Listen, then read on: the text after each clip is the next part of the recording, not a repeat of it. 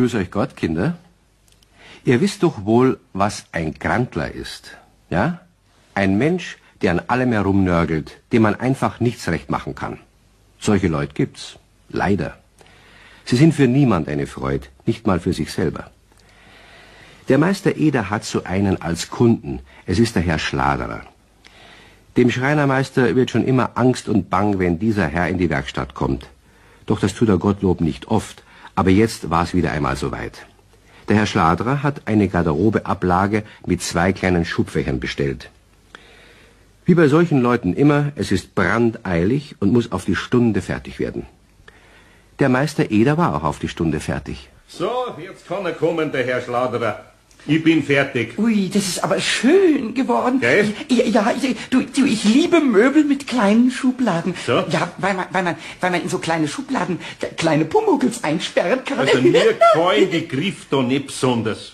Aber die hat der Herr Schladerer ja unbedingt haben wollen. Die Griff? Knöpf statt Griff wären viel schöner. Ja, aber vielleicht reißt ein Knopf leichter aus. Ja. Weißt du, die Knöpfe von meiner Jacke sind schon sehr oft ausgerissen. Ach, geh zu, Pumuckl. Wenn ich was verlange, dann tust du es nicht. Aber wenn dieser dumme Herr Schladerer... Ja, das zahlt mir ja auch dafür. Aber darf man sagen, gern arbeite ich nicht für den Grantler. Da machen die fast nur lieber dir Griff in der Jacke als dem eine größere Einrichtung. Ach so... Und drum hast du die Schubladen so klein gemacht? Nein, Nicht? das hat er schon so bestellt. Das hat er so bestellt? Ja, der wird halt schon noch kommen. Du hältst dich in Staat. Also, versprichst mir das? Staat verspreche ich, aber, Ja. aber ob auch noch schön Staat? Du weißt schon, wie es meint. Es wird nicht zwickt und sowas, gell? Mir fehlt nur noch der Bart. Wieso? Ja, dann bin ich endgültig ein Heinzelmännchen. Heinzelmännchen? Ja. Und zwar eins, das überhaupt nicht mehr weiß, was Necken und Verstecken und Zwicken und Picken ist. Geh zu, hör auf. Nun, diese Gefahr ist nicht sehr groß. Aber der Pumuckl hat sich wirklich vorbildlich ruhig verhalten, als mittags der Herr Schladerer in die Werkstatt kam. Denn der Herr Schladerer hat eine, sagen wir mal, recht umständliche Art, sich auszudrücken. Guten Tag, Herr Eder. Grüß Gott, Herr Schladerer. Mein Weg hat mich im Zuge meiner Besorgungen jetzt schon hierher geführt. Aha. Hoffentlich nicht zu früh. Na, es ist schon fertig. Ich hab Sie ja für heute erwartet. Aber nicht schon zur mittäglichen Stunde. Aber umso mehr erfreut es mich, dass mein Weg kein vergeblicher war. Wo ist das Meisterstück aus Ihrer Hand? Ja, da schauen Sie her. Da steht's. Ich hab's genauso gemacht, wie Sie angegeben haben. Ah, das ist es. Ja. Mir, die Schubladen erscheinen mir etwas klein. Was? Der Laie kämpft ja bekanntlich bei der Umsetzung einer Zeichnung in die Wirklichkeit mit Schwierigkeiten.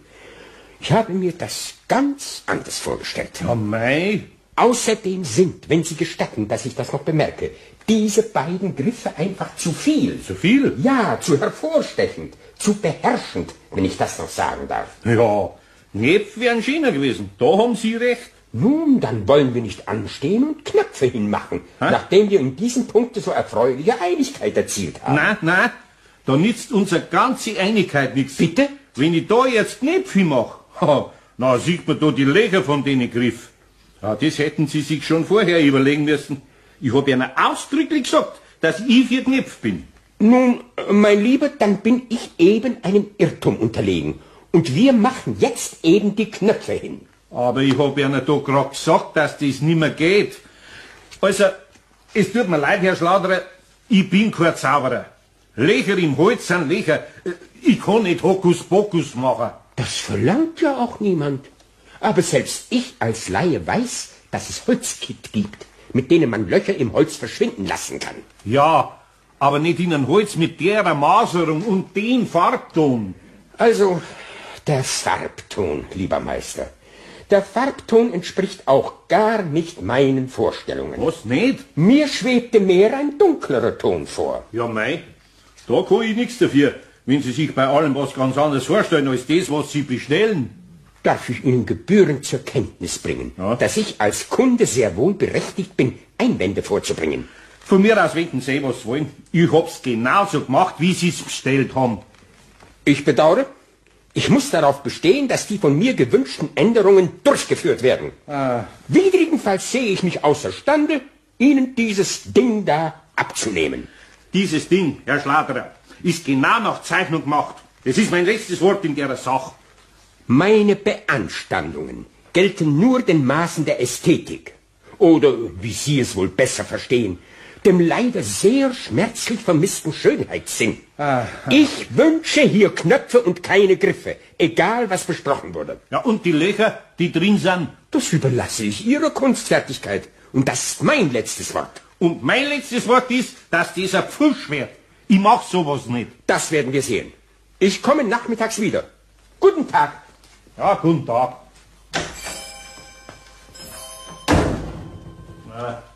Kann er ja. Aber der wird sich wundern. Ach so, ein Rumkrantler. Ein Dutzend solche und da die im Irrenhaus landen. Nein, du tätst nirgends so wo landen, weil das der Pumuckl nämlich nicht erlauben würde. Ich würde nämlich alle Dutzend solche verjagen und plagen und zwicken und... Na ja, Gott sei Dank, ich hab ja bloß einen solchen. Ja, Gott sei Dank. Aber den da ich schon allerhand können. Mag er sagen, ich hätt keinen Schönheitssinn. Das ist eine Frechheit! Aber das hat mir zeitlebens noch nie mehr gesagt. Ja, und was der noch alles Dummes gesagt hat, darf ich gebührend zur Kenntnis bringen, dass ich sehr wohl berechtigt bin, Einwände vorzubringen. Ja. Da kann ich ja nur lachen. Dabei hat er überhaupt weder Einwände noch Zweiwände, weder vor noch hinter, noch sonst wohin gebracht. Ja, der meint, wenn er sich geschwollen ausdrückt, nachher da die in Gnüge. Aber da hat er sich täuscht. Der soll erst mal selbst in seine eigenen Knie gehen. Jawohl, und den hätte ich ja eigentlich zwicken sollen und picken und zwacken und schmucken. Ja, da hast du recht. Ja. Bei dem hätte ich ausnahmsweise mal nichts dagegen gehabt. Also da reiße ich mir doch gleich 17 Haare aus, dass ich das nicht getan habe. Also ich werde nie wieder schön. Nein, nie wieder. Nie mehr wieder. Nein, Pumuckl, es war schon ganz recht, dass du brav warst. Wieso? Ich hab jetzt nur in der Wut ihm einen bösen Kobold gewünscht. Also, mir selber wünsche ich natürlich einen braven Pumuckl. Ja, aber wenn du ihm einen bösen Pumuckl wünschst, dann kann ich ja zwischendurch, ich meine, nur so, weißt du, für den Herrn Schladerer, kann ich ja mal böse sein. Nein, lieber nicht. Sonst gewöhnst du es so an, dass bei mir auch immer böse bist. Ach, nein, das gewöhne ich mir ja gleich wieder ab, doch. Ja, das geht schnell. Ich bin ja ein ganz schneller Abgewöhner. Ja, aber es wäre doch so schön, wenn der Herr Schladerer auch mal glauben würde, dass er in so einem Irrtumshaus landet. Ja, weil er sich einfach immer und immer irrt, weil der Pumuckl immer und immer alles versteckt und wegverlegt und Sachen umwirft. Vor allem so Sachen, wo Kaffee drin ist oder Wasser oder Farbe. Ein Topf mit Farbe umwerfen, das ist schöner. Ja, also, fang die nur wieder. Freilich ist es schön, aber leider ist der Herr Schladerer kein Maler, sondern ein Steuerberater. Das macht ja nichts. Das macht ja überhaupt nichts. Dann werfe ich eben ein Steuer um oder was er sonst Nein, das kann man ja nicht umwerfen. Wieso kann man kein Steuer? Also irgendwas zum Umwerfen wird er doch haben. Das hat doch jeder Mensch. Nein, der Herr Schladerer, ich glaube, der hat bloß einen Schreibtisch und ein Telefon drauf und einen Schrank. Also, da ist nichts zum Umwerfen. Doch. Ich verrat's dir. Das ist aber niemand weiter sagen. Also ein Telefon. Ein Telefon kann hinunterfallen. Nein, und ein Schrank, der kann zugesperrt sein und plötzlich ist der Schlüssel weg. So. Weg. Ja, ist einfach nicht mehr da. Weißt du, Schränke sind ja sehr ärgerlich, wenn man sie nicht mehr aufschlüsseln kann. Ja, du hast allerdings recht. Also gut, dann sag mir jetzt ganz schnell, wo der Herr Schladerer wohnt. Pumuckl, das hat keinen Sinn. Ja, was? Auch wenn mir die Vorstellung, dass er ein bisschen rauskommt, nicht unlieb ist. Das ändert ja nichts, dass er an dem Ablagekassel Knöpf hinhaben will. Ja, aber vielleicht ändert's doch was, wenn ich ihm alle Knöpfe kaputt mache. Also zum Beispiel folgenden Knopf, den Lichtschalterknopf kaputt machen, Radioknopf kaputt machen, Jackenknopf kaputt machen. Ja. Vielleicht will er dann überall Griffe haben, einen Griffschalterknopf will er dann Wenn haben. sich einer auf was versteift, dann kannst du nichts machen. Nein, da kann man nicht. Zudem ich selber ja auch nicht viel gemacht hätte, wenn er nicht ausdrücklich griff. Aber was, reden wir nicht. Probieren wir es halt, ob's geht. Ja, Du, ich weiß übrigens, Was? wo der Herr Schladerer wohnt. Ja? Woher? Der wohnt da drüben, habe ich so erfahren. Was? Gleich an der Straßenecke. Was? In dem großen gelben Haus. Ja. Weißt du, wo unten drin der Bäcker ist? Da wohnt er im ersten Stock. Ah, wo? Genau gegenüber wohnt er im Parterre. Ja, genau, gegenüber im Parterre wohnt der liebe Herr. Jetzt weiß ich's nämlich. Pumuckl schlau. Pumuckl hat alles herausgebracht. Also, du hast mir Zauber aufs Glatteis Ja, geführt. ja, als wenn du ein Schlittschuh wärst. Aber, Pumuckl, Ja? trotzdem, mach keinen Blödsinn. Nein, ich mache jetzt einen Gescheitsinn. Und zwar gleich auf der Stelle. Das wird ein Spaß, Hui! Pumuckl! Naja, es ist ja nicht sicher, dass er ihn findet. Und wen? Was kann die nicht dafür, dass es einen Pumuckl gibt?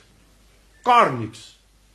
Der Pumuckl ist losgesaust, und da er, wenn er unsichtbar ist, ganz leicht auf Parterrefenster klettern und durch die Fenster gucken kann, hat er auch tatsächlich Herrn Schladerer in seinem Büro entdeckt. Und weil das Fenster schräg gestellt war, ist der Pumuckl zu dem ahnungslosen Herrn Schladerer ins Zimmer gehüpft. Der hat eben seinen Mantel abgelegt und zu seiner Sekretärin gesagt: So, Fräulein Weiß, da bin ich wieder. Haben Sie inzwischen alles erledigen können? Ja, es liegt schon alles zu Ihrer Unterschrift bereit, auf Ihrem Schreibtisch. Ja, gut. Zu dieser Sache da müssen wir noch ein Zusatzschreiben anfertigen.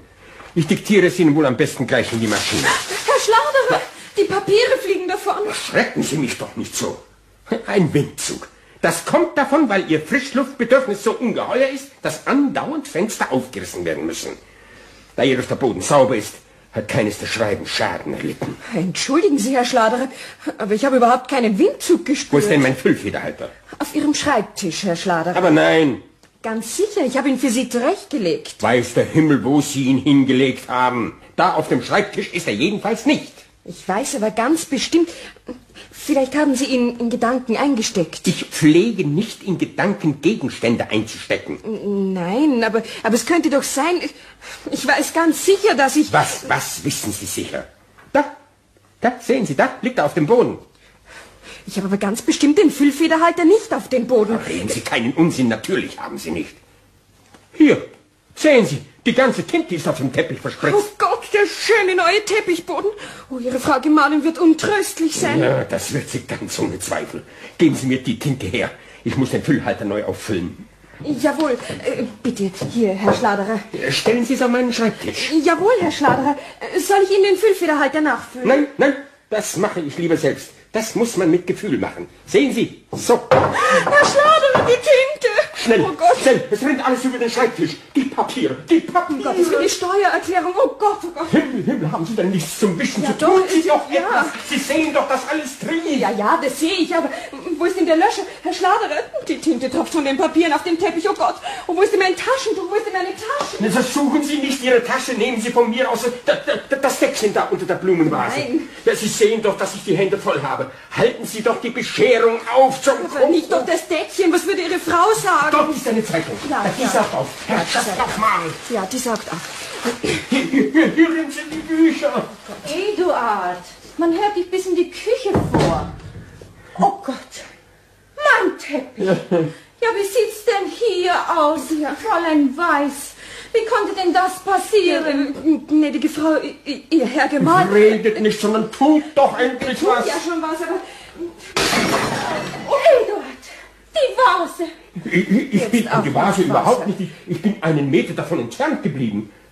Natürlich bist du hingekommen. Du hast so gebrüllt, dass du gar nicht wissen kannst, wo du hingekommen bist. Nimm bitte gebührend zur Kenntnis, dass ich auch im Falle meines Brüllens noch imstande bin zu wissen, was ich tue.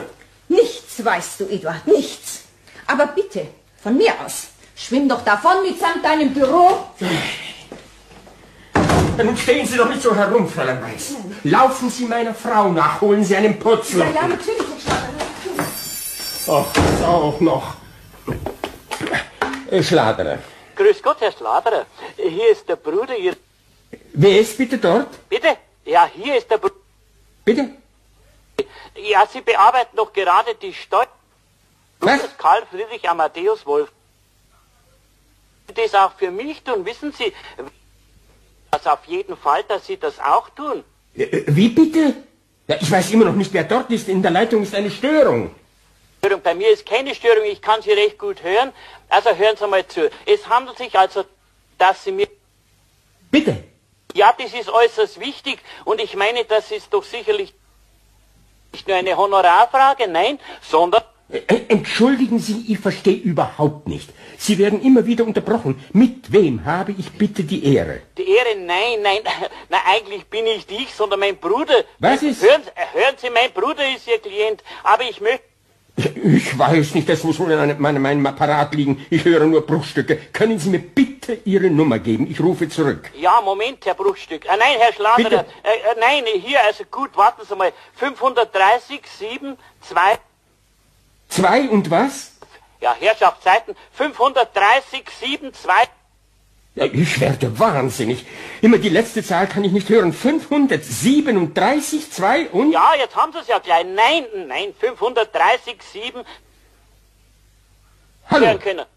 Nein. 2 und... Na, wissen Sie, versuchen wir es noch einmal, Herr Schladerer. Ich buchstabiere ganz langsam. Ja, bitte. 530, 7... So, jetzt habe ich alles. Ihre Tasche in der Drogerie wegen der Tintenflecke und ich... Seien Sie doch still. Jetzt habe ich es wieder nicht gehört. Sehen Sie denn nicht, dass ich telefoniere? Oh, entschuldigen Sie. Hallo?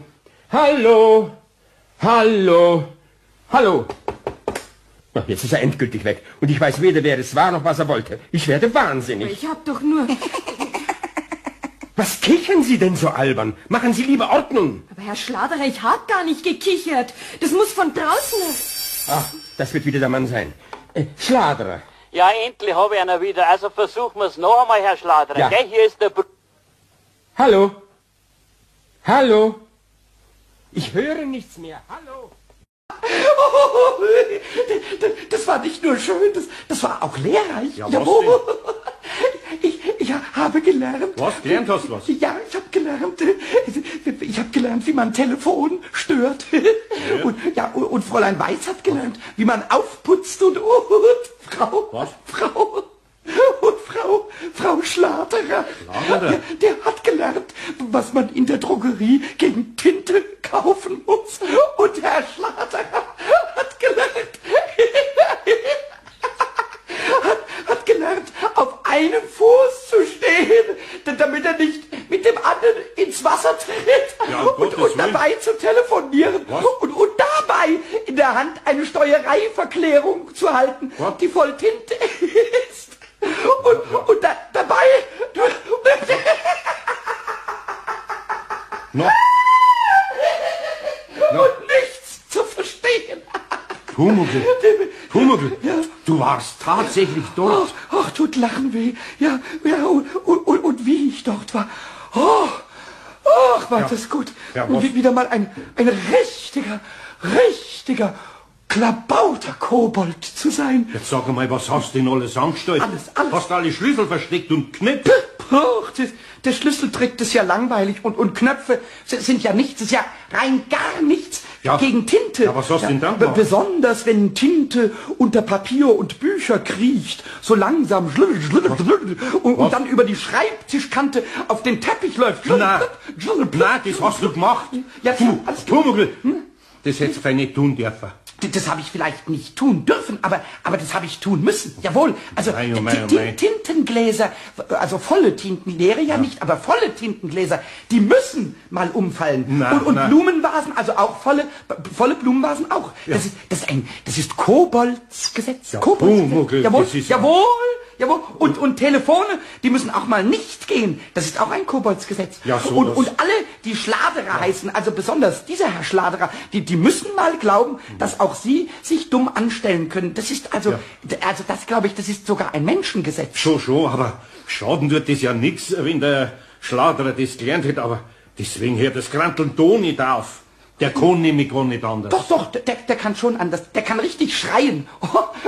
Und dann am Telefon fast beinahe richtig weinen. Weißt du, weil er nichts verstehen kann. Was, das hat er getan? Ja, Da muss ja ziemlich zugegangen sein. Oh, Oh, da ist es ziemlich zugegangen. Mei. Pass mal auf. Also, Fräulein Weiß ist zugegangen und seine Frau ist zu und weggegangen. Und das Telefon ist zugegangen und der Mensch, der angerufen hat, der ist weggegangen. Also, es ist alles wunderbar gegangen. Mein Pumuckl, da hast du ihm aber arg zugesetzt, Herrn Ja, Schladerer. sehr arg. Sehr Jetzt arg. tut er mir beinahe leid. Ja, mir, nein. Nachher will ich ihm jetzt halt doch nicht von seinen Schubladen hinmachen.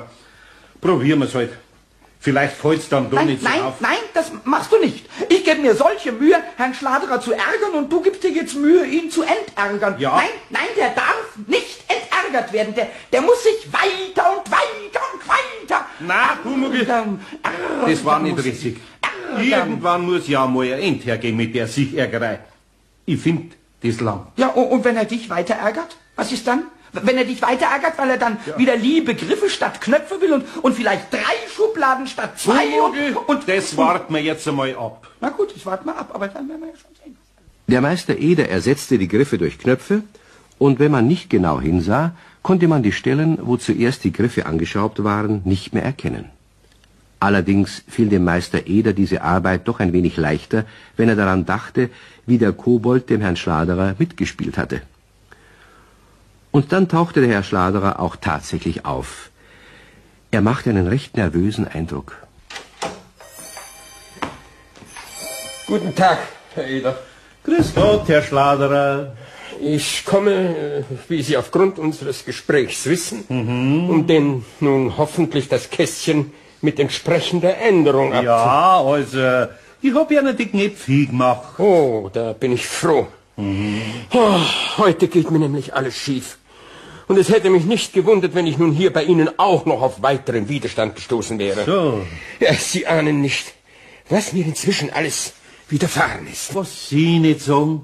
Es wird ja nicht doch kein Unglück zugestoßen sein. Nicht Unglück, Katastrophen. Na. Stellen Sie sich vor, Ja. ich ergoss Tinte über wesentliche Papiere. Na, sowas. Das muss alles neu geschrieben werden. Ja. Meine Sekretärin muss Überstunden machen, um das neu zu schreiben. Was mich das kostet. Ja, so ein Pech. Sie verstehen mich, ja? Ja, und wir? Meine Frau ist ganz außer sich, denn auch der Teppich ist ruiniert. Ja, um Gottes Willen. Aber warten's.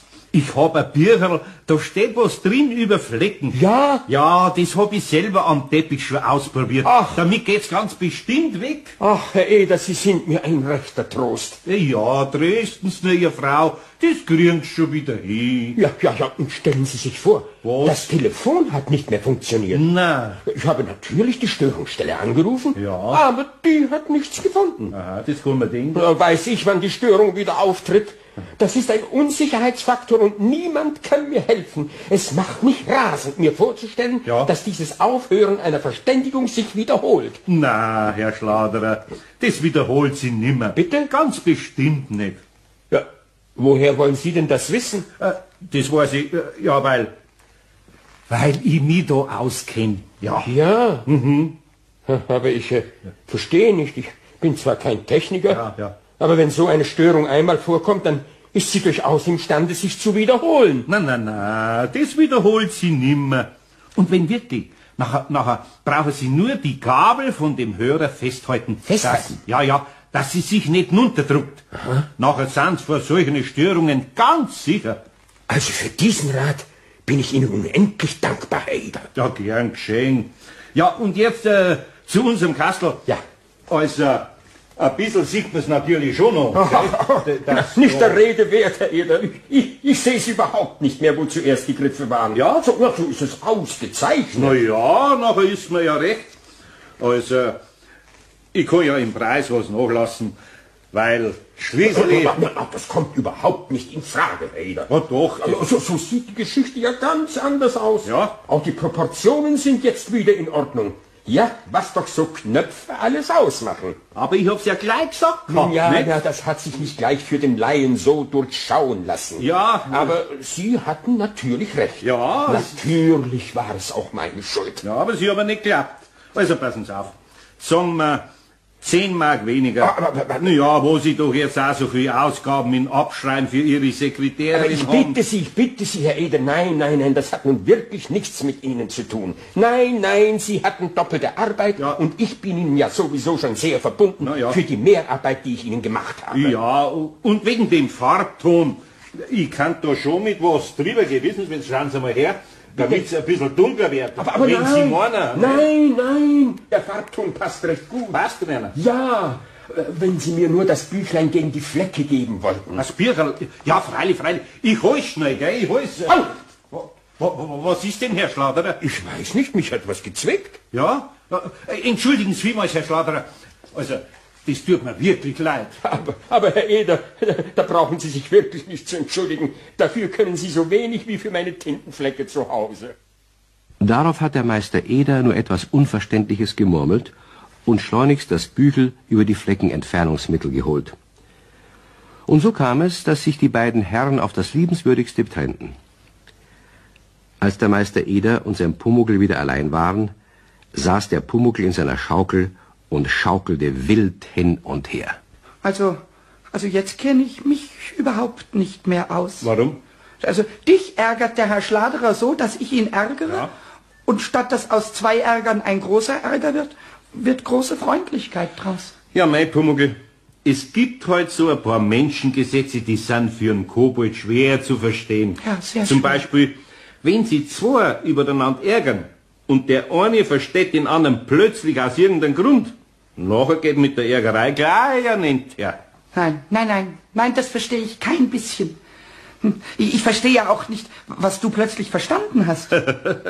Dass jeden einmal eine Laus über die Leber laufen kann und wenn die Laus die Form von einem Kobold hat. Darf ich dich gebührend darauf aufmerksam machen, dass eine Laus nie imstande sein wird, die Form eines Kobolds anzunehmen? denn, merke, Was? eine Laus hat 6 Beine und ein Kobold bekanntlich nur 2. Außerdem... Und außerdem? Außerdem macht das Leute ärgern sehr, sehr hungrig.